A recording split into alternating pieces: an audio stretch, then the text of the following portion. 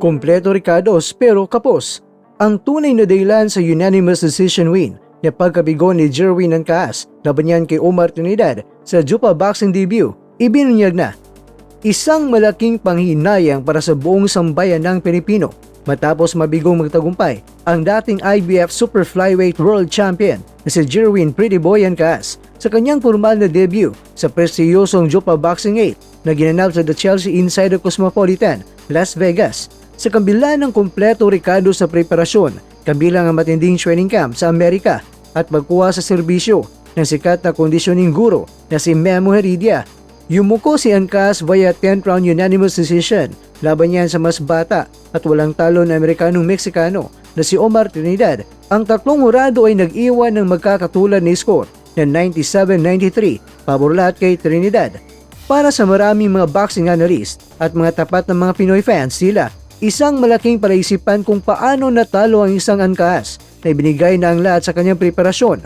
Kaya naman, narito ang malalim na pagsusuri sa mga tunay na mga dahilan sa likod ng mapait na pagkatalong ito. Ang size at reach advantage ng likas na featherweight. Umakyat si Ancaas sa 126-pound division o sa featherweight matapos ang kanyang naging pagkatalo kay Takuma Inoue sa Japan.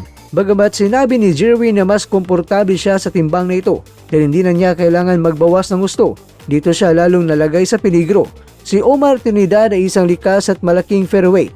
Mula pa sa unang tunog ng bell, ginamit na ni Trinidad ang kanyang haba upang pigilan ang mga tangkang pagpasok ni Ancaas. Sa unang 5 round, nagpakita si Jerwin ng husay sa counter-punching at nagawa niyang sabayan ng palitan. Subalit, nang pumasok ang championship round mula sa 6 hanggang 10th round, naging diado na si Ancaas sa distansya dahil sa matatalas na jabs at kombinasyon ni Trinidad. At sa edad naman na 34 anyos na si Ancaas, humarap siya sa isang gutom na 30 anyos na si Trinidad na nasa rurok pa ng kanyang pisikal na lakas. Kitang-kita ang pagod at pagbagal ni Jerwin sa second half ng laban.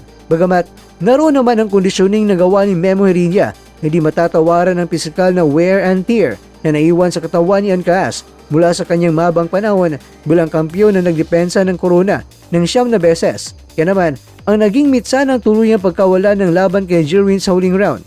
Sa pagnanais na makabol sa score, binitawan ni Ancaas ang kanyang dobling pag-ingat at nakipagsabayan ng suntukan. Isang napakalakas na right cross mula kay Trinidad ang nagpayanig at nagpalambot sa tuhod ni Ancaas sa final minute ng 10th round.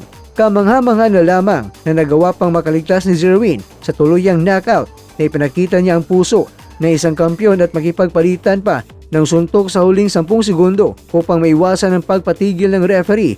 Ayon sa opisyal na statistika ng CompuBox, mas marami ang pumasok na suntok ni Trinidad na may kabuang 172 kumpara sa 113 lamang ni Ancaas, na kung saan dominado na American-Mexican ng power punches na 118 at saka 62 lang kay Ancaas. Agad naman naging maugong sa social media platforms ang reaksyon ng mga Pilipinong tagahanga ng boxing. Marami ang nanghihinayang dahil ito na ang unang pagkakataon na sumalang si Ancaas sa ilalim na promosyon ng Zuffa Boxing, isang bagong entablado na sana'y magsisilbing daan niya upang muling makatungtong sa titulong pandaigdig. Sayang na sayang, akala ko talaga ito na ang pagbabalik ni Jerwin dahil kumpleto sa suporta. Nandoon si Memo Heredia sa Amerika pa nag-insayo at mukhang kondisyon naman ang katawan. Sadyang malaki lang talaga si Trinidad para sa kanya, payag na isang tapat na boxing fan sa Facebook.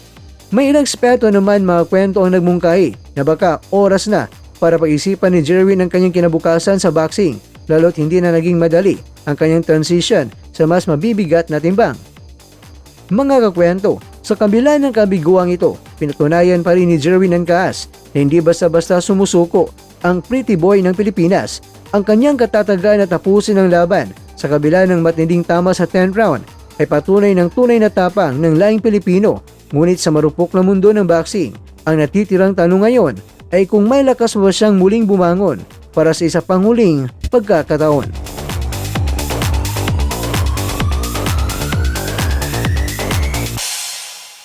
Sa bawat suntok may pangarap, sa bawat... Mga kakwento, hanggang dito na lang muna ang ating kwentuhan. Huwag kalimutan na mag-like, share at subscribe Ako po si Mr. Kwento. Ito ang mga kwentong maaring hindi pa nakwento sa inyo. Tayo ng boses ang hindi pa napapansin ng mundo. Samahan niyo akong busisiin ang bawat kwento at bawat sakripisyo ng mga mandirigmang mga Pilipino.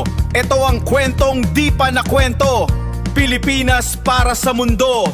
Pilipinas para sa mundo.